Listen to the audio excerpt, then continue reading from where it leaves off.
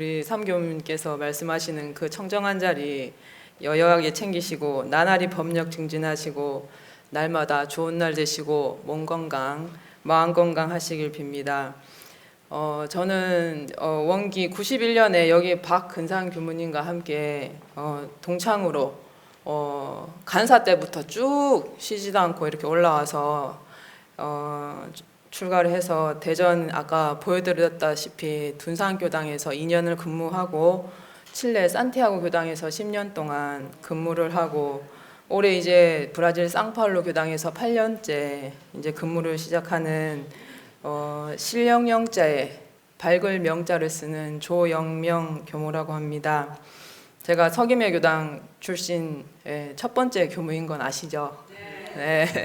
두 번째가 저희 회장님 아들 정경호 교무고 이렇게 저와 정경호 교무 둘이가 현재 유일하게 서기매 교당 출신 교무입니다. 제가 그동안 제가 김해랑 처음 인연이 있는 게 살기는 딱 3년 살았어요. 여기 서기매 교당에 있을 때. 근데 저희 아버지가 본 적이 김해 장유시고 저희 집안 어른들이 여기에 또 장유에 많이 계셨는데 돌아가셨고 또 집안분들이 또 김해에 많이 계셔서 한 번씩 이렇게 다녀갈 때가 있었는데 그때마다 늘 인사를 한 번씩 이렇게 드리고 싶었지만 인연이 닿지 않아서 이렇게 마음이 내기가 쉽지 않았고 또 해외에서 살다 보니까 일정 맞추기도 또 어려웠습니다. 그런데 이번에 늘 이렇게 공부 모임을 이렇게 함께 해오던 근상 교무님이 어떻게 우연히 또 이 서기매 교당에 이렇게 발령을 받으셨고 마침 저희 남미 교당을 총괄하시던 그런 분을 이렇게 퇴임하신 이후에 남미 교령으로 근무하시던 아까 처음에 이게 심타원 남궁선봉 원로 어른님께서 이게 돌아가셔가지고 이번 1월 7일이 종제식이었어요. 이번 그래서 그 종제식 참석차 저희가 상주 교당이기 때문에 남미 교당이라서 그래서 이번에 종세식 참석차 이렇게 나오게 되었습니다. 보통 이렇게 해외 교무들은 좀 대각계교절 전이나 뭐 법인절 이후나 이렇게 교단의 비교적 교당 일정이 한가하고 또 날씨도 좀 온화할 때 이렇게 귀국을 해서 인사를 드리는데 이번에 이렇게 추운 겨울 이렇게 연말 연시에 이렇게 해외 교무가 이렇게 나오는 건 참 좀 이례적인 일인 것 같아요. 그래서 저희 심타원님 덕에 이때 딱 나올 수 있었고 이번에 이렇게 온다고 제가 처음으로 겨울 정복을 꺼내 입었습니다. 브라질은 이렇게 영하로 떨어지는 일이 없거든요. 그리고 브라질 한국에서 브라질을 가려면 비행 시간만 24시간입니다. 그리고 직항은 없고요. 한 번 꼭 경유를 해야 되고 보통 이제 카타르 도하나 뭐 유럽 어디나 뭐 터키나 뭐 네덜란드 암스테르담이나 이런 데 찍고 이렇게 오는 비행기가 많고 이번에는 비행기 값이 너무 비싸서 제가 이제 미국을 2번을 경유를 하고 왔는데 정말 내가 멀긴 멀다 그런 생각을 이번에 좀 했던 것 같습니다. 그래서 이게 상교무님께서 저보고 이렇게 보통 설교 자리가 안 내주시잖아요. 종제식 때도 법사님 초청 안 하고 상교무님 혼자 다 하시잖아요. 근데 이렇게 설교 자리 내준 게 처음이라고 저보고 그러시더라고요. 그래서 이렇게 하고 싶은 말 다 하라고 멍석을 이렇게 깔아주셨는데 제가 구구절절 그 옛날 또 지난 일들을 다 얘기를 해야 되나 하는 생각도 들고 그게 공부가 안 될 때는 아무도 이렇게 제 심정을 이해해주지 못하는 것 같아서 늘 했던 얘기 또 하고 그랬던 것 같은데 이번에 나와서 보니까 참 내가 그런 얘기 하는 게 참 구차하게 좀 느껴지긴 하더라고요. 그래서 먼 옛날 이야기처럼 이게 다 그렇게 느껴지고 근데 아직도 이제 저처럼 이게 공부길을 헤매시는 분들을 위해서 그리고 저의 예전 모습을 집착하지 않고 제가 있는 그대로 온전히 이렇게 보낸다는 마음으로 이번에 이렇게 설교를 준비했습니다. 근데 저는 이곳 서김의 교당에서 고등학교 3년간 학교를 다녔습니다. 예, 그 연유를 아시는가 모르겠는데 제가 학교는 저 김해여고를 그 당시 시험 쳐서 들어갔어요. 지금은 이렇게 평준화가 돼가지고 그랬다는데 당시 7번 버스 그 학교 14개, 15개를 이렇게 다 돌던 그 만차된 만원 버스를 타던 그 기억이 납니다. 제가 교당에 이렇게 오게 된 연유는 초등학교 5학년 때 아버지의 열반으로부터 이렇게 시작이 된 것 같습니다. 저희 어머니께서는 저와 제 남동생 그리고 제 여동생 이렇게 3남매를 자력으로 키우시려고 보험회사 또 들어가 보시고 장사도 이렇게 시도해 보셨는데 장사를 할 때도 옆가게에 불이 나서 이제 그 물건들만 싹 건지고 그 가게를 또 못하게 되었고, 그런 어머니를 보신 그때 제가 양산에서 살았는데 양산의 양산교당의 김효성 교무님께서 대구 교당 교구청에 거기 다녀오시고는 당시 정산종사님 작은 따님이시죠. 태타원 송순봉 교무님께서 교구장님으로 계셨는데 이 교구 교당인데도 어른이 드시는 이 식사가 좀 마땅치가 않으신 거예요. 여의치 않으셔서 어머니를 공양주로 그렇게 추천을 해주셨어요. 근데 그때 대구 교구청으로 들어가는 저희 가족이 들어가는 조건이 저희 셋 학비를 교당에서 이렇게 장학비조로 책임을 지는 것으로 해서 어머니께서 이렇게 들어가셨는데, 그때 교당에 들어가시는 것도 당신도 이게 자신이 없으셨던 거예요.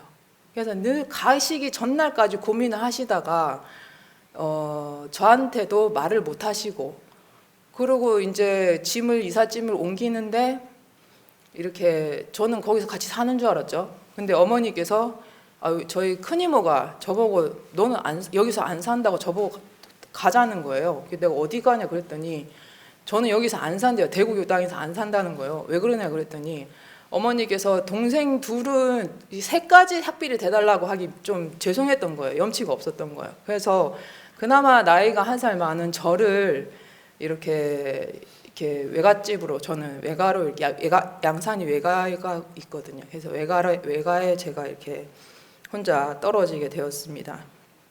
근데 그렇게 엄마가 어떤 설득도 안 하고 당신도 마음이 정리가 안 된 상태에서 들어가셨고, 저는 어떻겠어요? 저는 하루 아침에 생이별을 하게 된 거잖아요. 그래서 이게 무슨 일인가 하고 늘 이렇게 가족들과 함께 할 날을 기다리면서 혼자 그렇게 외로움을 막 탔던 것 같아요. 그때 또 한참 또 사춘기였고 이렇게 하면서, 그래서 그게 누군가와 함께 할 날을 늘 기다리는 게 심리적으로 이게 제가 이게 길이 난 것 같아요. 습이 된 것 같아. 예, 늘 허전해하고. 그래서 그렇게 제가 외할머니와 외할아버지와 양산에서 양산 여중을 그렇게 졸업하고 고등학교 입학 시험을 치려고 양산 여고에 제가 입학을 하려고 준비를 하고 있었는데, 외할머니께서 당시 이렇게 수술을 하시고 자궁암 수술을 하시고 이래가지고 제가 외가에서도 외할머니께서 고등학교 3년간 여기 외갓집에서 있는 게 당신도 좀 힘들겠다 이렇게 판단을 내리셨어요. 그 가족들이 외갓집 식구들이 다 이렇게 회의를 한 거예요. 제가 어디에 갈 데가 마땅치가 않은 거예요.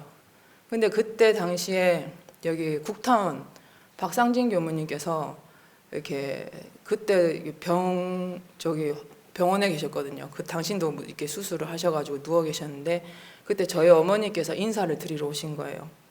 그래가지고 엄마가 병원에 오셔가지고 뭔 말을 하고 싶은 것 같은데 말을 못 하고 가시더래요. 그래서 그때 이제 국타원님께서 내가 영명이를 책임을 져야 되겠다 그렇게 마음을 먹으셨다고 들었습니다. 그래서 제가 이렇게 해서 고등학교 3년을 교당에서 생활하게 됩니다. 예, 당시 학교 이렇게 개학하기 전에 2월 달인가 그때 교당에 왔는데 이 교당이 봉불식도 하기 전이었어요. 그해 5월에 봉불식을 했거든요. 간판도 아직 안 달 때서 원불교 여기 간판 상징탑에 여기 간판이 원불교 쓰여 있잖아요. 그것도 안 달고 그렇게 이렇게 봉불식도 안 한 교당에 제가 들어왔는데 그때 그 유 회장님께서 이렇게 포도 접시 이렇게 봉불식 선물로도 이렇게 나눠주시던 그런 기억이 납니다. 그래서 그때 참 교당이 젊고 활기차고 뭔가 막 욱적욱적하게 일어나는 그런 재미가 있던 그런 분위기가 생각이 납니다. 근데 제가 이렇게 뭐 물건도 뭐 제 책상 하나랑 뭐 이런저런 책이랑 옷까지 뭐 이런 거 가지고 이렇게 왔는데 뭔가 이렇게 찜찜한 거예요. 이게 제가 아무래도 교무를 해야 될 것 같은 거예요. 그때 교당에 들어오는데 아 이거 못 피하는 거 아닌가 이러고 그래서 교무를 안 하려고 그 당시 제가 아시는 분 아시겠지만 제가 머리를 커트를 했습니다. 예. 커트도 하고 막 당시 원불교학과 가려면 문과를 선택해야 되는데 이과를 선택하고 제가 안 가려고 막 나름대로 반항이라면 반항이죠. 발버둥을 쳤던 것 같아요. 피하려고 막. 예. 근데 막 수학 성적도 좋지도 않으면서 그렇게 이과를 갔고. 예. 그리고 근데 그때 머리를 자를 때는 또 한편으로는 내가 이때 아니면 언제 잘라보나 이런 생각도 있었던 것 같습니다. 커트를 할 때. 예, 그렇게 하면서 교당에서 지내는데 이게 교당 생활이 이 주중에는 비교적 좀 한가하고 주말에 교당에는 좀 바쁘잖아요. 근데 저는 주중에 내내 학교에 다니고 야자를 하고 밤늦게 막 10시쯤에 돌아오고 막 이러는데 교당에 이게 주말에 좀 쉬고 싶은데 주말에 여기는 또 토요일부터 해가지고 막 학생법 해보고 일요일 아침부터 어린이법 해보고 청소해야 되고 막 이게 계속 돌아가니까 제가 좀 그때는 지내는 게 교당에서 지내 좀 버거웠던 것 같아요. 그리고 교무님께서는 막 이게 애들도 챙기라고 하시고 막 교화도 막 일으켜야 되고 막 저가 막 그런 부담을 저도 교무님께서는 편하게 해주신다고 했는데 그래서 어쩔 때는 주말에 법회도 안 가고 친구 집에 도망가가지고 잠자고 오고 막 이랬던 적도 있었던 것 같습니다. 근데 이런 꼴도 다 이렇게 이해해 주시고 그렇게 국타님을 비롯한 당시 강영은 교무님과 그때 간사로 지내시던 남궁형 교무님, 그때가 1학년 때는 그랬고 2학년 때는 김용상 교무님이 계셨고 제가 1년 동안 교무님이 다 바뀌셨어요. 내가 딱 3년 앞뒤로 다 바뀔 때 그 가운데 제가 딱 있었던 거예요. 그리고 3학년 때는 그 신보성 교무님과 그리고 저기 이대혁 교무가 간사로 이렇게 있었고 그렇게 해서 3년을 제가 참 이게 교당에 있으면서도 참 다양한 그런 교무님들을 많이 이렇게 만나면서 지냈던 것 같습니다. 그리고 그렇게 제가 이렇게 3년을 이 계단을 이렇게 오르내리면서 학교를 다녔었는데 여기 계단이 법문이 있잖아요. 복중엔 인연복이 제일이요. 인하는 인연복 인하에서 오고 인하는 심화에서 온다. 이 법문을 보면서 저도 모르게 제가 화두에 걸린 것 같아요. 그래가지고 왜 복중의 인연복이 제일이지? 어떻게 사람과 화하지? 내가 뭐 개그맨이 돼야 되나? 뭐 어떻게 내 마음을 어떻게 화하지? 이런 어떤 의문을 가지던 중에 당시 일본의 그 오토다케 그 오체불만족이라는 그 책을 제가 이렇게 읽고 그리고 또 그때 여러 교과서에서 지문 내용 중에 또 그런 내용이 있었고 그래서 정말 복중의 인연복이 제일이구나 그런 생각을 하게 되었습니다. 그리고 그때 학교에서 수학 선생님께서 집합을 이렇게 가르치시잖아요. 집합 수학 막 이렇게 벤 다이어그램 해가지고 그렇게 하면서 뭐라고 하시냐면 세상에는 참 다양한 그룹이 있다. 다양한 집단이 있는데 본인이 어떤 집단에 소속될지는 아주 중요한 문제라고 그렇게 자각을 시켜주셨습니다. 그때 제가 내가 들어갈 수 있는 제일 좋은 집단이 어딘가 그렇게 생각을 많이 했는데 여군도 생각을 해봤고 그래야 좀 내가 좀 다듬어지고 뭔가 이렇게 그런 삶을 살지 않을까 하는 생각을 했고, 또 다른 직종을 이렇게 여러 생각을 해봐도 이 길이 제가 가장 이렇게 거친 세파에 휘둘려서 다치지 않고 제가 저의 성품을 안전하게 보호하면서 좋은 사람들을 만날 수 있는 길이라고 그때는 여겼던 것 같아요. 그래서 그때 고등학교 2학년 때 겨울 방학 때 저기 전국 고등학교 신성회 훈련을 총부해서 이렇게 나섰습니다. 그 신성회 훈련은 출가에 관심 있는 그 학생들을 대상으로 하는 훈련으로 교무님의 추천이 있어야만 갈 수 있는 훈련입니다. 근데 국타님께서 너 이 훈련 갈래? 라고 물어보시는 거예요. 제가 네 한번 가볼게요 그렇게 했는데 국타님께서 너 교무 안 하면 이거 안 보내준다 딱 그러시는 거예요. 그래서 제가 그때 저도 모르게 교무할 거예요 제가 그랬어요. 이상하게 그 훈련을 가고 싶더라고요. 그래서 교무할 거예요 얼떨거리게 그렇게 대답을 하고 훈련에 참석했습니다. 근데 그때 국타님께서는 심중에 지가 교무 안 하고 백이나 그런 생각을 하셨다 그러더라고요. 그래서 제가 훈련에서 또 재미있는 게 있는데 그 처음 결제식을 마치고 이렇게 단모임을 이렇게 하는데 어디서 많이 본 애가 앉아 있는 거예요. 가만히 보니까 제 남동생 저희 조정수가 대구교당에서 이렇게 온 거예요. 그래가지고 형제가 한 단에 이렇게 딱 모였는데 뭐 거기서는 몰랐죠. 이게 둘이가 남매인지 모르고 이렇게 단을 짠 거예요. 근데 출신 교당이 다르니까 하다 보니 둘이 이렇게 한 단에 만난 거예요. 그래서 또 뭐 남매라고 해서 그걸 또 떼놓을 거예요. 그냥 그렇게 해가지고 훈련을 또 같이 난 거예요. 2박 3일간. 그래서 참 그렇게 훈련을 나고도 그 우리 단이 참 분위기가 좋아서 계속 연락을 하면서 당시 한 5명이 출가를 했는데 지금 저랑 저 동생 둘 남았습니다. 예, 둘 남고 제 남동생 조정수 교무는 지금 미주선대 거기에 산학대학원에서 이제 근무를 하고 있습니다. 그래서 이렇게 훈련을 하고 나름 인연복을 지으려면 내가 마음 공부를 해야 하구나라는 생각에 이렇게 출가를 했는데 제가 간사 근무를 강원도 원주에서 했어요. 근데 이게 지금 현재 독일 켈른 교당에 계시는 당시 그 이명희 교무님, 1타원 이명희 교무님께서 원주에 계셨고 그 교무님을 모시고 2년간 근무하게 됐는데 제가 그때 3개월을 살고 제가 더 큰 교당으로 보내달라고 했어요. 그때 여기 서김의 교당에서 오빠들이 간사 오빠들 어떻게 사는지 제가 봤잖아요. 근데 그 원주는 그렇게 큰 교당이 아니란 말이에요. 일주일에 뭐 법회 때 뭐 10명 오시고 그것도 많이 오시면 그렇고 그래서 이게 막 그 동료 간사들이나 이런 도반들은 막 일 속에서 부딪히면서 뭐라도 하나라도 더 배우고 막 성장하고 막 그렇게 배우면서 발전해 가는 것 같이 보였는데 저는 그 한강 교당에 별로 이런 교당에서 살만 막 찌고 이렇게 저는 막 뒤처지는 것 같아가지고 답답한 마음도 나고 그런 욕속심이 막 나는 거예요. 그래서 한 3개월 지나니까 이렇게 봄바람이 불어가지고 저 보내달라고 그랬는데 그때 1타원 이명희 교무님께서 교무가 큰 교당에서도 잘 살고 작은 교당에서도 잘 살아야지 그런 걸 따지냐고 막 혼을 내시는 거예요.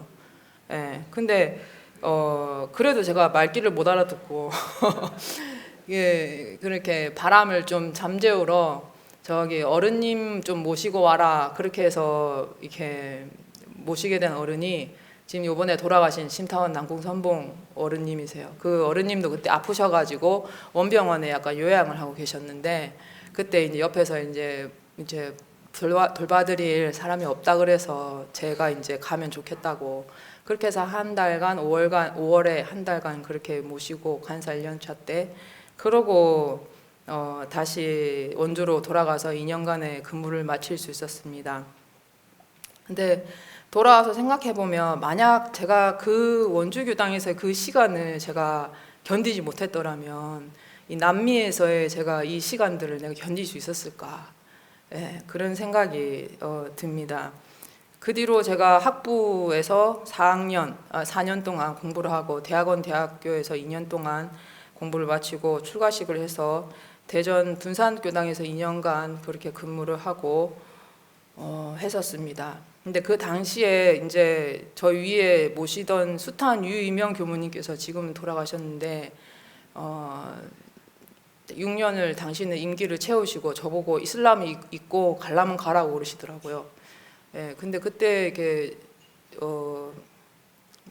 스스로 이렇게 생각하기를 제가 건강에 크게 문제가 없고 나이도 이렇게 젊으니까 이런 조건을 교단에서 잘 활용하면 좋겠다. 예, 그런 생각을 했었습니다. 그때 근데 제 남동생 정수교무는 거기는 미주 선대 출신이거든요. 거기서 이제 졸업해서 이제 미주 필라델피아 교당에서 근무하고 있었고 저희 어머니께서도 미국에서 워싱턴이랑 이런 데 근무를 하셔서 이제 어렴풋이 스스로 생각하기를 제가 영어를 이렇게 잘하는 것도 아니라서 저 손들고 저기 가겠습니다. 저 보내주십시오. 이렇게 자원은 못하지만 왠지 해외라면 해외 만약 저를 이렇게 보낸다면 제가 버틸 수는 있을 것 같다는 그런 생각을 어렴풋이 했었습니다. 그러다가 이렇게 칠레에서 이렇게 인연이 되었고 제가 연락이 와서 그렇게 가게 되었습니다. 그래서 그때 당시 누구는 거기가 뭐 알고 가냐고 어딘 줄 알고 거기까지 그렇게 뭣도 모르고 가냐고 저보고 막 뭐라 하더라고요.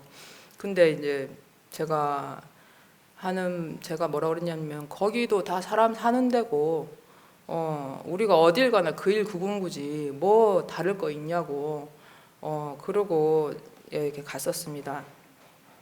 근데 제가 이렇게 좋은 인연 복을 짓자고 이렇게 출가를 하고 서원을 해서 이렇게 살아왔는데 이 칠레 산티아고 교당에서 발령을 받으면서 10년간을 거의 제가 감옥 생활을 한 것 같아요.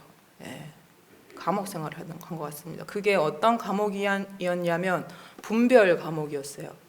제가 안 그래도 그 힘들고 외로운데 한국에 이렇게 오랜만에 와서 사람들을 만나시면 하시는 말씀이 아이고 그 먼 데서 그 어려운 데서 외로운 데서 애쓴다. 그러면 제가 그 분별에 딱 갇히는 거예요. 그래가지고 나 멀리서 살지. 나 외로운 데서 살지. 나 힘든 데서 살지. 이렇게 이게 다 사실로 받아들여지는 거예요. 그 분별이. 저도 느끼는 건데 딴 사람도 그렇게 얘기를 해주니까 거기 나아가서 제가 그 생각에 딱 붙잡혀가지고 내가 왜 이런 과보를 받지? 내가 뭘 잘못했나?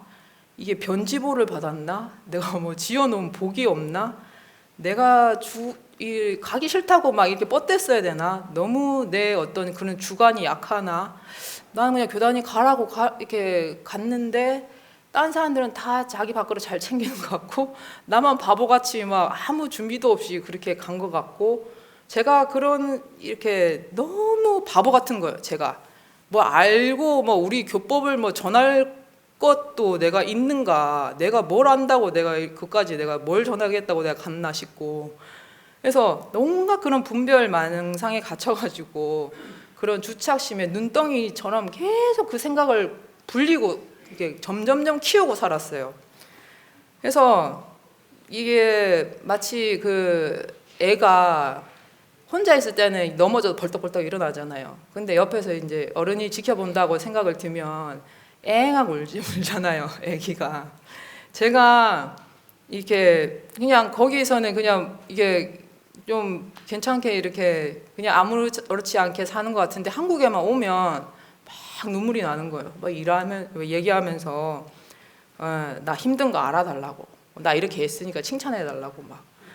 그리고 저도 모르게 막 어리광이 나오는 거예요. 그러면서 막 눈물이 막 흐르고 그랬던 것 같습니다. 근데 이제 막 처음에는 막 유배인지 발령인지 구분도 안 가고 그러면서 내가 왜 이런 대우를 받나, 뭐 내가 뭘 잘못했나, 막 온갖 그런 피해의식에 막 이렇게 국내 이제 교무들한테 전화만 했다면 1시간 기본이고 막 맨날 울고 여기 그렇게 받아주던 그러면 사람들은 또 국내에 그렇게 힘들다고 하면 또 들어오라고 그 말을 그렇게 쉽게 해요. 또 국내에 들어오라고 상황도 모르고 막 난 또 저렇게 상황도 모르고 저렇게 말한다고 또 그랬었고 또 이런 그 분별 감옥에 그 저의 그런 욕심 좋은 인연이라는 그런 좋은 인연이 있어야 된다. 막 이런데 그런 욕심이 딱 잡혀가지고 혼자 그런 지옥 생활을 했었어요. 예. 근데 저는 저 나름대로 인연복을 잘 지어야 되겠다. 그러려면 마음 공부를 해야 되겠다고 선을 세웠다고 생각했는데 그게 서원이 아니라 이게 제가 혼자 가족이랑 떨어지고 좋은 사람들이랑 이렇게 같이 살고 싶다는 그게 욕심이었던 거예요. 서원이 아니라. 예. 그게 그냥 외로웠던 거죠. 외로우니까 좋은 사람들과 같이 그냥 있고 싶었던 거예요. 그런 마음에 저희가 이게 출가를 이렇게 처음에 시작한 거더라고요. 근데 그게 어떻게 생각했었냐면 처음에는 어렸을 적에는 제가 가족에서 버림을 받았다. 이렇게 제가 외로움을 키우고 있었고 이제 저기 칠레로 가니까 이제 내가 교단에서 버림을 받았다. 이렇게 제가 점점점 외로움을 이렇게 키우면서 그러면서 제가 상대해야 될 사람은 이제 제가 젊으니까 말을 할 거 아니에요. 이제 스페인어도 하고 지금은 포르투갈어를 이렇게 하는데 이 외국인들과 내가 평생 이 사람들을 상대해가면서 정서도 다른 이 사람들 상대하면서 내가 걸어가야 될 길을 생각하니까 항상 그 눈밭을 이렇게 혼자 걸어가는 것 같은 그런 이게 심리적인 외로움이 이렇게 크게 들었습니다. 그래서 근데 이렇게 나중에서 이런 공부가 하면서 문답 감정을 받는데 어떤 교무님께 이게 설마 가족이나 교단에서 저를 버렸겠습니까? 다 제 생각이지 그렇게 말씀을 드렸더니 그 교무님이 진짜 버린 거일 수도 있다고 그러시더라고요. 그래서 그러니까 그때 그 말을 딱 듣고 내가 진짜 버리든 안 버리든 그거는 그 사람 일이고 저는 제 마음 챙기면 되는 것인데 그거에 따라서 내가 내 생각으로 상대를 또 그 분별을 하면서 생각하면서 그렇게 내가 또 마음을 또 챙긴다고 공부를 한 것이 이게 또 그런 공부를 이 교무님이 딱 찍어 주셨구나 그런 생각이 또 들었습니다. 그래서 근데 이게 상교무님 이게 누가 버리든 안 버리든 그 청정한 한 마음만 챙기면 되는 건데 워낙 이게 오랜 기간 제가 이게 쌓여온 거라 그게 한꺼번에 이렇게 한 번에 이렇게 마음이 길이 나버려 가지고 그걸 이렇게 돌이키기가 쉽지가 않더라고요. 그래서 이렇게 제 그 서원이랍시고 세운 그 마음이 욕심이었고 그게 욕심인지 모르고 서원이랍시고 그걸 붙들고 있었으니 계속 현실이랑 그렇게 부딪히면서 제가 이 원망을 하고 그렇게 하면서 이게 첫 단추 이 서원이 정말 중요하구나. 그거를 이 상교모님과 공부모임 하면서 그거를 정말 절실하게 깨달았습니다. 근데 그때 제가 그렇게 공부가 안 될 때는 그 어려움을 어떻게 이겨내려고 했었냐면 제가 자꾸 뭔가 의지하려고 했어요. 첫 번째로 제가 의지하려고 했던 거는 사람에 의지하려고 했었습니다. 나는 별 힘도 없고 너무 부족하니까 외로운 데서 사니까 그런 마음을 달래줄 뭔가 좀 힘 있고 뭔가 그런 같이 할 만한 그런 사람을 계속 갈망하며 찾았던 것 같아요. 처음에는 이렇게 저를 이렇게 멱살 캐리를 해줄 그런 스승님을 제가 찾았던 것 같습니다. 스승님께 훈증을 받지 못하면 못 큰다는 항상 나는 뭔가 받아야 된다. 좋은 토양에 그 나무가 잘 자랄 수 있듯이 좋은 어른의 그런 훈증을 내가 받아야 내가 잘 클 수 있지. 이런 아무것도 없는 데서 내가 어떻게 크란 말이냐 이러면서 또 같이 살던 또 교무님이 또 안 좋은 모습이 보이면 또 그게 나한테 또 훈습이 될까봐 또 막 불만을 하고 그렇게 시간이 지나면서 이게 스승의 이런 분이랑은 좀 이거는 이제 안 되는갑다. 그러면서 이제 또 다른 형태의 누군가와 함께할 그런 인연을 계속 갈망하는 저를 보았습니다. 그러면서 함께 공부하면서 그런 저의 스승이든 도반이든 그 함께하고 싶은 마음이 그것이 형태만 다르지 일반 사람들이 그 좋은 집에 좋은 배우자에 잘 먹고 잘 살고 싶은 그 마음과 다르지 않은 그 욕심이었다는 것을 알게 되었습니다. 그래서 늘 거지처럼 제가 구걸하고 주변 환경을 원망하는 그런 저를 봤습니다. 근데 그것을 내려놓는 게 저희 공부인 줄 몰랐어요. 그것을 잡아야만 내가 클 수 있다는 그 생각을 했지 그것을 내가 내려놓는 게 공부구나. 그렇게 되는 거는 정말 근상 교모님을 만나고 그런 공부를 시작을 했던 것 같습니다. 더군다나 저희 교당은 지금 한인법회가 없어요. 한인법회가 없고 현지인법회만 저희 브라질은 보고 있는데, 그렇게 그런 고립감이 저 스스로 조금 더 키웠던 것 같습니다. 그런데도 나 혼자 한국인이고 다 그 현지인들이고, 그래서 이런저런 생각도 많이 했는데 그게 다 제 마음 날리더라고요.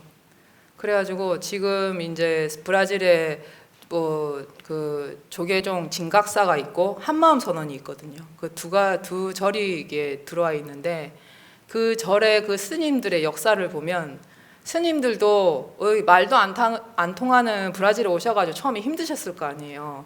그러니까 이분들이 신도님들한테 의지를 하는 겁니다.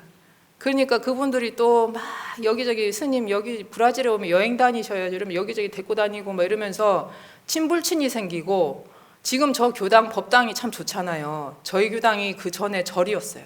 한국 절이었는데 그 절이 그러고 망했습니다. 예, 그렇게 스님이랑 분란이 생기고 그 절이 망하고 스님은 한국으로 돌아오시고 신도님들이 그냥 다 그냥 깨지셨어요. 그때 그 법당이 50평이 되는 그 법당에 108배 한다고 그 꽉 찬 때가 있었더라고요. 근데 그런 게 그냥 숫자에 불과하구나. 우리가 정말 청정한 그 한마음 챙기지 않으면 시간 가면 그냥 다 없어지는구나. 그거를 제가 그 교당에 있으면서 항상 새기고 있습니다. 내가 뭘 가장 중요하게 챙겨야 되나. 그래서 이런 숫자에 제가 연연해하지 않게 되더라고요. 정말 우리가 중요하게 챙겨야 할 공부가 뭔가, 그 마음 챙기는 것밖에 없구나. 그렇게 공부를 하게 되었습니다. 그래서 제가 근데 이게 지금 물론 뭐 혼자 지내면서 이렇게 무거워지는 부분도 있죠. 6년간 동탄 양신덕 교무님이라고 그 교무님 모시고 살고 이제 작년부터 제가 이제 혼자 이렇게 지내게 되었는데, 좀 좋은 인연이 이렇게 오면 좋겠지만 그렇다 없다고 또 괴로워할 일도 아니구나 라는 생각이 듭니다. 두 번째로는 제가 시간에 의지했던 것 같아요. 그래서 마음이 힘들 때마다 이 시간이 지나면 좀 괜찮아지겠지 하고 버텼던 것 같습니다. 근데 음양 상승의 그 도에 따라서 그렇게 상황이 바뀌고 좀 나아진 것으로 제가 제 스스로 공부가 된 것처럼 착각하면서 살아온 것 같아요. 역경을 당했을 때 제가 그 어려움을 정말 공부로 이겨냈는가 하면 그러지는 못했던 것 같아요. 이렇게 시간에 의지하니까 제가 올해 만으로 45이거든요. 이 교당에 이제 제가 17살, 8살, 9살 3년 살고, 제가 여기 온 지 이제 28년 만에 여기를 교당에 왔죠. 근데 45인데 저도 모르게 이렇게 시간에 의지하니까 벌써 퇴임을 기다리고 있더라고요. 제가 퇴임이 이제 30년 남았거든요. 저 때 되면 이제 조금 더 이렇게 뒤로 늦춰질 거 아니에요, 이 정년이. 근데 제가 그렇게 퇴임을 기다리고 있더라고요. 시간에 의지하면 지금 이 순간에 내가 챙겨야 할 마음을 챙기지 못하고 계속 어딘가 멀리 어디 저 연불에 있는 그 서방 정토 극락을 구하듯이 과거의 그런 신앙 수행하는 법으로 그렇게 지금 내가 이 자리에서 그 분별 주착을 해결하지 못하면 내가 그렇게 멀리 어느 때를 내가 기다리겠구나 하는 그런 생각이 듭니다. 근데 이렇게 공부길을 못 만났을 때 제가 사람이나 시간 등 이런 의지처를 찾으려고 혼자 난리를 치다가 이렇게 유튜브로 그때 지푸라기를 잡는 심정으로 유튜브를 봤던 것 같아요. 그때 근상교무님 동영상을 보고 제가 몇몇 그 동영상에 감사합니다 이렇게 댓글을 이렇게 썼는데, 그걸 보고 상교무님이 잘 지내냐고 전화를 이렇게 주신 거예요. 해주고 그때 또 펑펑 울면서 또 신세 한탄을 했죠. 또 막 또 1시간 넘게 또 전화를 하면서 그랬더니 상교무님이 영명 정신 차려 그러시면서 그거 다 망상이야 그러는 거예요. 근데 그때 고함을 그렇게 저한테 막 치는 거예요. 저한테 정신 차리라고. 근데 제가 그때 뭐라 그랬냐면 나 억울해 그랬어요. 나 억울하다고. 예. 저도 고함을 쳤습니다. 근데 그때 저도 모르게 피식 웃음이 나는 거예요. 내가 뭔가 죽을 때까지 내가 이렇게 가지고 갈 뻔한 것이 겨우 이거야? 예, 이런 생각이 들었고, 또 그렇게 얘기하면서 뭔가 저의 마음을 이렇게 딱 이렇게 보게 된 것 같아서 이놈이구나. 이놈이구나. 이놈이 있어서 내가 그랬구나. 이런 마음에 피식 이렇게 웃음이 나왔던 것 같습니다. 그렇게 그때부터 시작해서 계속 이렇게 공부 모임을 이렇게 하는데, 내가 정말 의지해야 될 곳은 이 청정한, 이 분별 주차심 없는 정말 이 청정한 일원상 이 마음 이 한 자리밖에 없구나라는 그런 확신을 하게 되었습니다.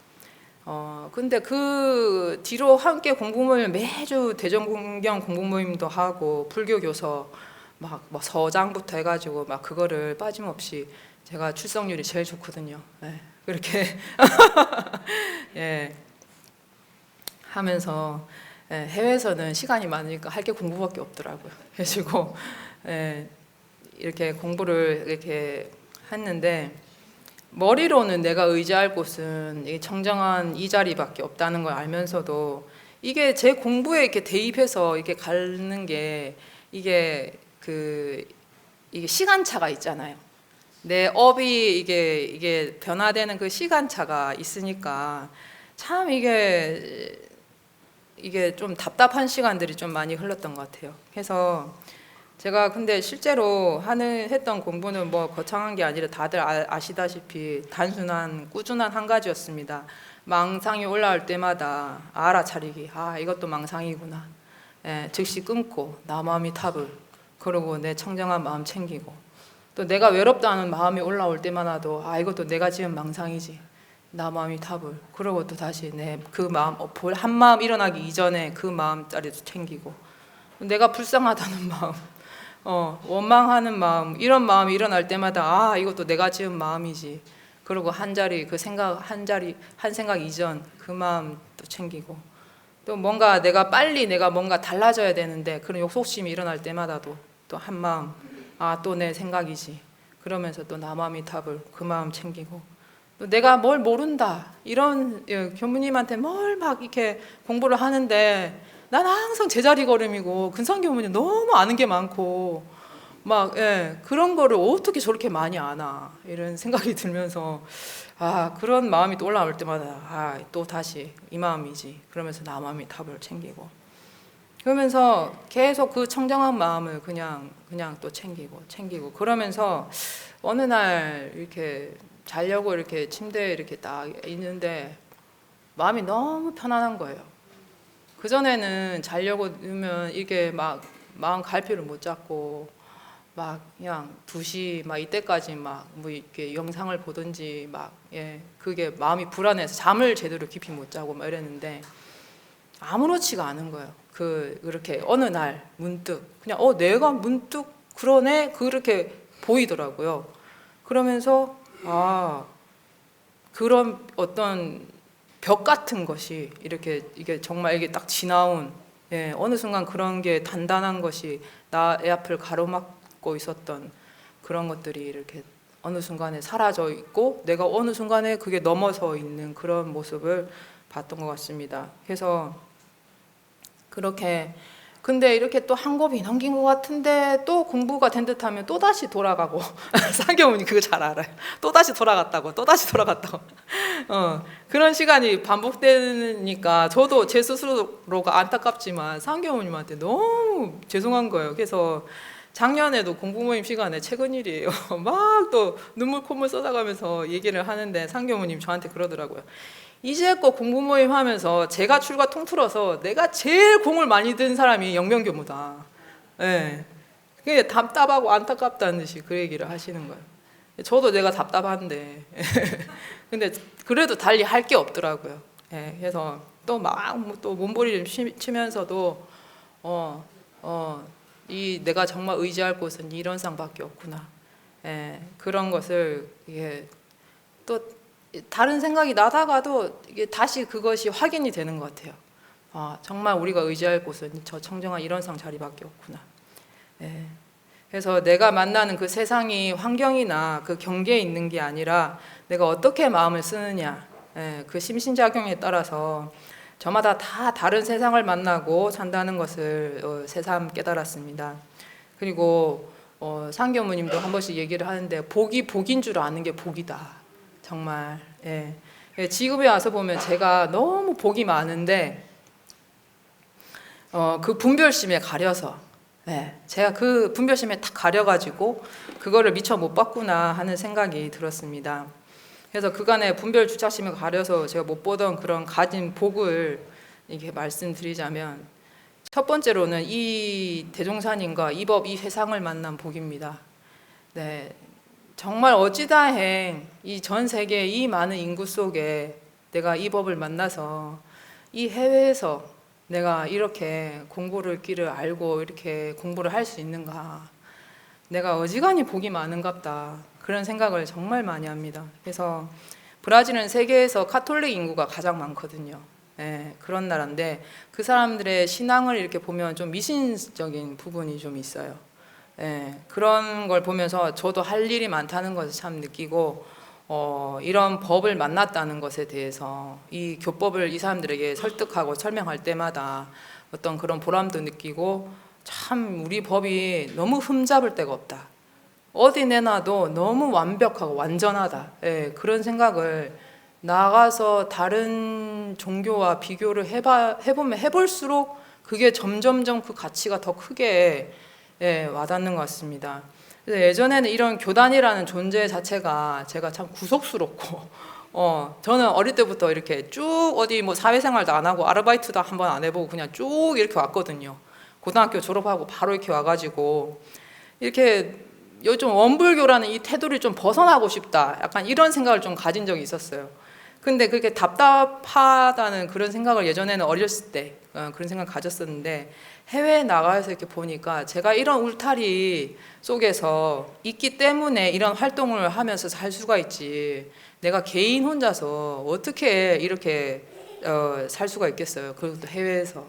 그래서 저같이 이렇게 별것 아닌 사람도 이렇게 공부하고 성장할 수 있는 기회를 이렇게 주시는 대종사님과 이 교단의 이런 존재에 정말 있다는, 교단이 있다는 이 자체만으로도 정말 큰 복이구나, 이런 생각이 들었습니다. 그리고 제가 두 번째 복은 이 옆에 계시는 박근상 교무님을 만난 복입니다. 예, 이런 약간 이런 모습도 저는 이 나이 때 좀 당연하다, 예, 그런 생각을 합니다. 예, 한 번씩 잘난 체를 하잖아요. 예. 근데 이런 게 참 한 50대 60대가 되면 어떻게 또 익어갈까, 그런 것들이 또 상교무님의 모습이 참 기대가 되고, 이 회상에 들어와 가지고도 제가 잘못된 가르침을 받으면 출가해서 이런 보람을 얻기가 참 힘들 텐데, 어찌 제가 복이 많게 이렇게 간사 때부터 지금까지 이렇게 쭉 이렇게 같이 이렇게 8년간, 예, 간사 2년, 학부 4년, 대학원 2년, 8년간을 보통 휴학도 안 하고 둘이 그냥 쭉 이렇게 같이 올라온 거예요. 그렇게 올라온 도반들이 몇 명 안 되거든요. 손에 꼽거든요. 예. 근데 이렇게 공부하면서 이런 저의 마음의 이렇게 스승으로 이렇게 이 길을 걸어가는 것이 참 내가 복이다. 어떻게 동기가, 예, 이런 큰 법문을 하시는 동기가 이렇게 있다는 게 너무 복이고, 제가 아마 상교무님을 만나지 못했더라면 제가 남미에서 아마 우울증에 걸리든지 아마 먼 난리가 나서 제가 제대로 못 살았을 거예요. 예, 그래서 그리고 교무로서도 별 보람도 못 찾고 일생을 보냈을 것입니다. 근데 내가 정말 부처가 되고 싶은가 라는 질문을 했을 때 그 서원이 제가 약하다는 거, 그리고 그 인연복을 구하는 것도 다 제 욕심이었다는 거, 그 외롭다는 그런 것도 다 제 망상이었다는 거, 이런 특별히 나만 해외에서 고생한다 뭐 이런 생각도, 그런 수많은 그 감옥 속에 있던 그 분별을 상교무님이 랑 공부하면서 그런 것들이 저도 모르게 깨지는 거예요. 그래서 이런 것들을 상교무님 만약에 알아채지 못했다면, 제가 공부 모임이 아니었더라면 제가 이런 걸 알아채지 못했고 평생 전무 출신 보람도 못 찾고 살았을 텐데, 이 상교무님을 만난 것이 이 일생이 아니라 영생의 터닝 포인트다. 예, 그런 생각을 합니다. 예. 그래서 이게 진짜 정말 저는 가장 큰 복이에요. 그래서 이 쓸 때는 막 눈물이 나는데 눈물이 안 나오네요 지금. 그래서 제가 어찌 이렇게 지구 반대편에 있는데도 이렇게 멱살 캐리하면서 저를 이끌어주는 이런 교무님을 만났는가. 예, 이런 저를 깨우쳐 주시고 이끌어 주시는 상교무님께 이 자리를 빌어서 정말 감사하고 감사드립니다.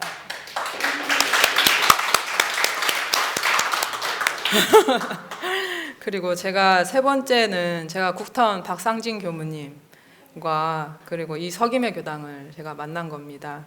그 당시 제가 참 철이 없을 때인데 제가 뭘 했겠어요. 제가 옷이나 제대로 빨고 제가 스스로 제 몸에 대한 것을 자력생활이나 제대로 하지도 못했던 것 같아요. 예, 근데 그 꼴을 갖다가 다 봐주시고 국타원님께서 계셨기에 반듯하게 이렇게 걸어가시는 그런 교무님이 계셨기에 제가 그런 발심도 낼 수 있었고 이 석임의 교당에서 이런 교당의 이런 분위기나 이런 것들이 참 화목하고 좋았기에 제가 또 그런 마음이 낼 수도 있었던 것 같고 그런 그 당시 같이 살던 그 교무님들 그리고 늘 밥을 해주셨던 중타원 오은중 그때 덕무님도 그때 참 제 도시락을 그때 늘 싸주시고 그런 것들이 참 제가 복이 많다 이런 생각을 했습니다. 그때 중타원님 그 얘기를 하시더라고요. 제가 진짜 복이 많다는 생각을 한 게 제가 딱 교당에 오니까 누가 쌀을 한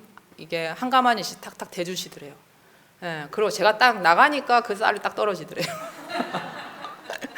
그래서 참 그 말을 중타원님이 저한테 해주시더라고요. 네가 참 복이 많다. 그래서 저도 그 말에 좀 이렇게 늘 내가 버림받고 뭔가 복이 없다는 생각했는데 나도 복이 있구나 이렇게 위안을 좀 받으면서 했던 것 같습니다.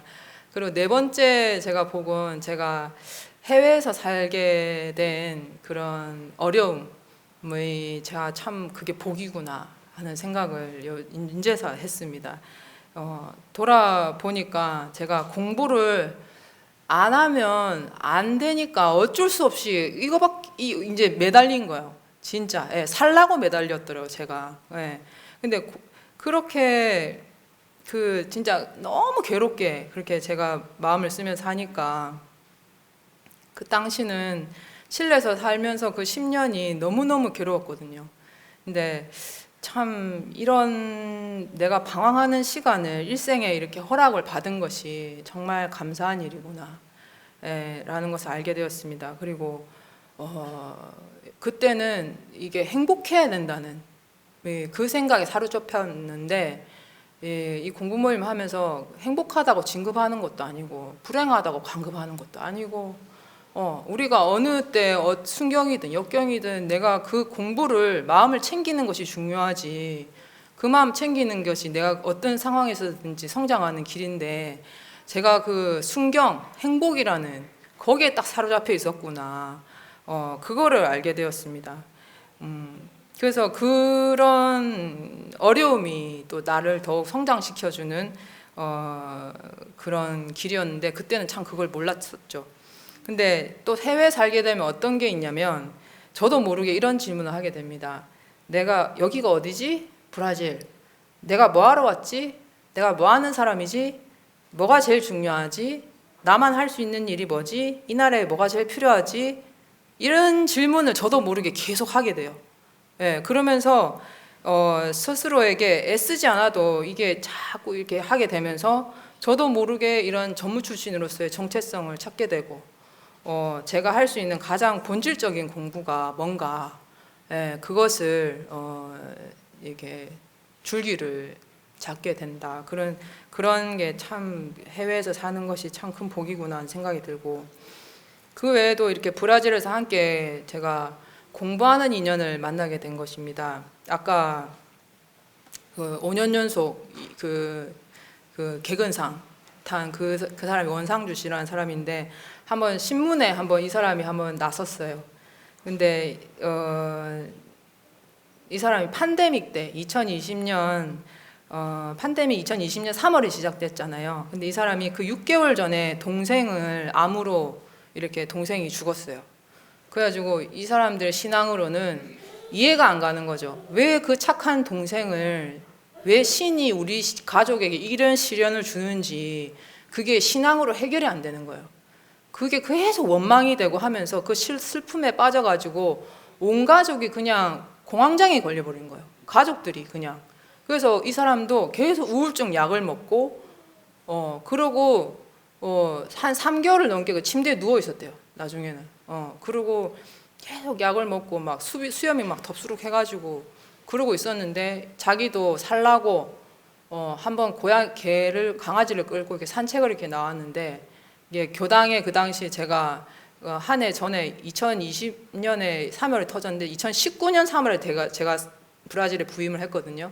그때 이제 8월에 제가 게시판을 그렇게 아까 거기 입구에 게시판을 만들었는데 그 법문에 일상 수행의요법 그걸 보고 이 사람이 연락을 한 거예요. 자기가 법회를 볼 수 있냐. 그래서 제가 그때 2020년 3월에 그때 문자 법회를 시작을 했거든요. 이 만날 수는 없고 유튜브로는 제가 포르투갈어가 승산이었고 이 사람들이 못 알아들을 거 아니에요. 저도 제가 무슨 말 하는지 모르고.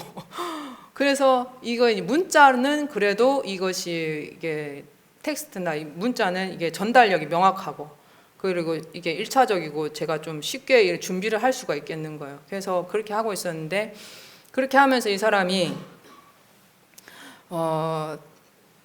이 연락이 와서 이 함께 문자 법회를 이렇게 보면서 본래 그 내 성품짜리로 망념을 그렇게 제거하는 법을 알게 되었고 그런 동생을 잃은 슬픔과 그 겪었던 많은 고난들이 그게 사실인 줄 알았는데 그것조차 내가 내 마음으로 짓는다는 걸 이 사람이 알게 된 거예요. 그러면서 그때 이 사람도 망념이 일어날 때마다 나무아미탑을 하면서 그 슬픔이 이렇게 욱하고 올라올 때마다 그렇게 그 청정한 마음을 챙긴 거예요. 그렇게 해서 지금 우울증 약을 끊고 일상을 그렇게 다시 회복을 하고 교당에 지금 요가를 하면서 완전히 일상을 회복해서 지금 이제 5년간 이렇게 개근상을 법회 출석 100% 개근상 출석률 200%예요. 제가 수요일날 문자 법회하고 일요일날 대면 법회를 보거든요. 둘 중에 하나만 나오면 제가 100% 개근상을 주는데 이 사람은 200%입니다. 그래서 그렇게 해서 이 사람을 이렇게 제가 한 사람이라도 제가 이런 어떤 제도를 한 이런 경험이 저한테는 너무 값진 거예요. 이것이 뭐 100명 온 것보다 1000명 온 것보다 훨씬 더 저한테는 귀한 값진 경험이고 이렇게 한 사람 한 사람 내가 교화를 하면 이렇게 하면 되겠다. 그런 자신감이 생기더라고요. 이 한 사람으로 인해서. 그래서 이 사람이 근데 교당에서 제일 가까이 살아요. 바로 코앞에 살아요. 1분 거리에 아파트가 있는데 거기에서 사는데 지금 이제 교당 열쇠 맡기고 왔습니다. 그래서 이제 이런 주인도 제가 가서 이런 인연도 만나고 그리고 이 외에도 제가 요가 선생님을 만난 거 그 두 사람 중에 한 사람이 또 수화를 할 줄 알거든요. 그래서 그 상파울로에 유일한 그 헬렌 켈러 학교라고 농아인 청각 장애인 그 학교가 있는데 거기서 이렇게 수화로 요가를 가르친 요가 선생님이에요. 그 사람이. 근데 이렇게 인연이 돼서 우리 교당에 이제 처음엔 자원봉사로 봉사심으로 교당에 왔는데 이 사람 교도는 아니거든요. 요가 선생님 2명 다. 근데 이번에 이제 제가 이 사람들도 봉사심으로 왔지만은 길게 두고 봤을 때 그래도 이익이 이 사람이 되어야 되고 이 사람들 생활 유지가 되어야 된다 이런 생각에 제가 이게 헌공식으로 요가비를 받거든요. 그러면 그 돈에서 예전에는 교당 50, 선생님 50 이렇게 나눴는데 지금은 교당 40, 선생님 60 이렇게 해서 두 분을 이렇게 나눠드립니다. 조금 이렇게 더 드리니까 이렇게 이분들도 조금 생활에도 크게 보탬이 되고 다른 데 못 가시죠. 저희 교당이 또 워낙 그 법당이 좋고 이 장소가 좋고 하기 때문에 그런 자부심도 있고 그런 선생님들을 만나게 된 거. 그리고 전임 교무님께서 그렇게 일대 교무님께서는 교서 정역 포르투갈어로 그렇게 교전을 번역해 주시는 그 일을 하셨고, 2대 때는 교무님들께서 그렇게 그 교당을 마련을 해 주셨고, 3대 제가 와서는 이렇게 법당 이렇게 또 교화를 이렇게 그 바탕이 있어서 제가 이렇게 살 수 있게 돼서 참 제가 복이 많다는 생각을 합니다. 그래서 이번에 제가 좌산 상사님을 익산에서 뵙고 왔는데 상사님께서 그러시더라고요. 어디 가면 내가 그런다. 해외에서 제일 좋은 교당이 브라질 상파울로 교당이라고 그렇게 얘기하신다는 거예요. 진짜. 그래서 제가 다른 사람 알면 안 된다고 내가 조용히 하시라고 그랬는데, 그렇게 어른께서 그렇게 마음에 들어 하시고, 그때 봉부식 때도 그때 사진에서 보다시피 오셨거든요. 그래서 참 그런 것들이 참 많이 느껴집니다. 이 외에도 복이 더 있는데 시간이 얼마나 남았죠? 이제 정리할까요? 예, 그냥 하나만 더 얘기하자면, 제가 칠레에서 심타원님, 남궁 선봉 교무님을 이렇게 모시고 산 게 참 큰 복이었다는 생각이 듭니다. 그 어른이 몸이 좀 안 좋으시거든요. 지병이 있으시고 당뇨도 있으시고 여러 합병증이 있으셨는데, 이게 오실 때 23kg 그 짐가방에 그 한 가득 약이 든 그 가방을 제가 본 거예요. 한 가방이 하나 그냥 약으로 꽉 찬 거예요. 그래서 제가 그걸 보고, 진짜 이 어른 정말 죽으러 오셨구나. 네, 정말 사무여한의 심경으로 이렇게 남미까지 오셨구나. 그거를 제가 목도를 한 것이, 참 그런 어른을 사심 없이 오롯이 공사에 그렇게 온몸을 이렇게 내던지시면서 이렇게 사신 어른을 제가 만났다는 게 참, 그것이 복이다 이런 생각이 들고, 이런 정신이 우리가 이렇게 후진에게 물려줄 가장 큰 유산이 아닌가 그런 생각이 들더라고요. 우리가 또 이어받아야 할 정신이고.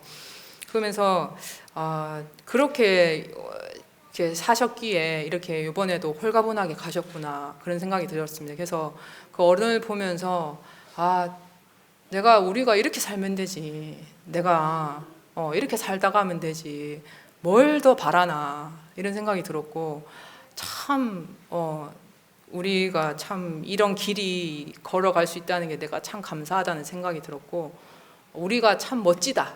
우리가 전무 출신으로서 참 이런 길이 걸어갈 수 있는다는 게 참 감사하고 멋지다는 생각을 이번에 새삼 들었습니다. 그래서 이건 심타하님을 추모하면서 거듭 감사의 말씀을 드리고, 또 한 가지 더 복이 너무 많아요. 그래서 제가 한 가지 더 말씀드리자면, 두 번째 복은 제가 칠레에서 성타운 유영수 교무님을 제가 만나서 이렇게 10년간 모시고 살게 된 것입니다. 저희가 해외에 이렇게 나오게 되면 저희는 한국에 그 나올 때 그 정서 그대로 가지고 있거든요.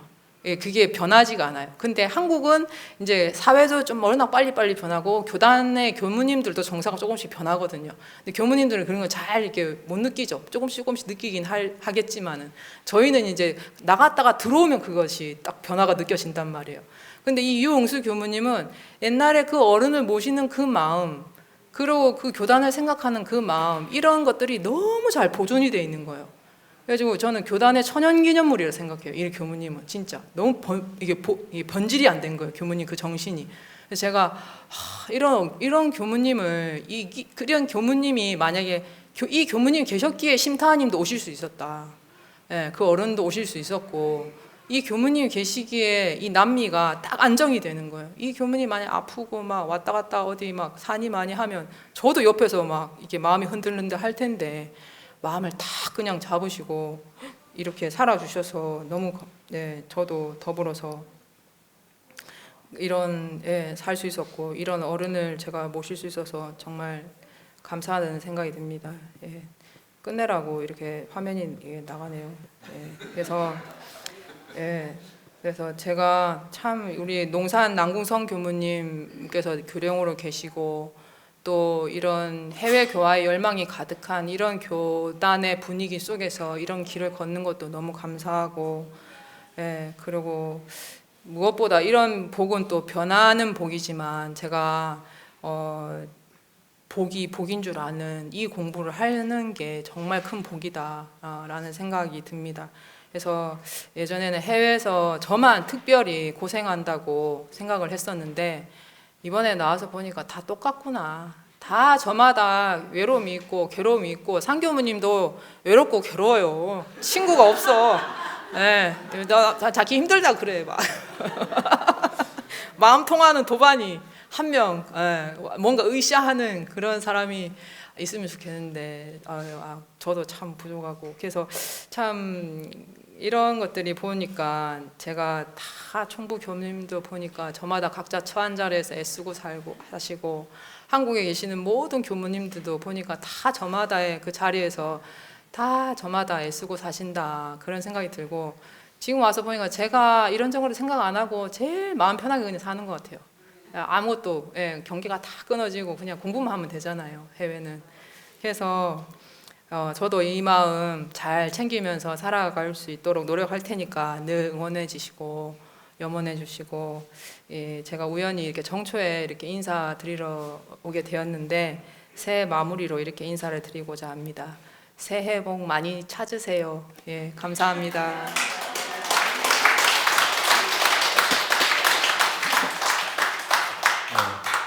밤을 새워서라도 이야기 듣고 싶은데 교우님 우리 서기묘교당의 그 큰 획을 지을 그 주미한테 또 계셨고 또 앞으로 성불대중 재생세하는 큰 인물이 이번에 그 선봉이 될 수 있도록 큰 박수 감사합니다. 네, 우리 출신 서기묘교당 출신 교무님으로 해외에서 정말 지금 18년을 지금 근무하고 있고 포르투갈어를 할 수 있는 교단의 유일한 교무님이에요. 네, 우리 교단에 아주 훌륭한 인재가 될 거라고 저는 믿습니다. 그래서 우리 영명 교무님을 우리 교도님들께서 기억하시고 또 심적으로나 또 여유가 되시면 물적으로 후원도 해주시고 해가지고 현지에서 정말 교화 활발하게 할 수 있는 그런 교무님이 됐으면 좋겠습니다. 제가 여기 감상담 처음에는 10분 이렇게 생각했다가 10분 줬으면 큰일 날 뻔했어요. 그래서 처음에 교도님들께 그랬잖아요. 맨날 된장찌개, 김치찌개 먹지 말고 짬뽕도 한번 먹어봐야 되는 거 아니에요.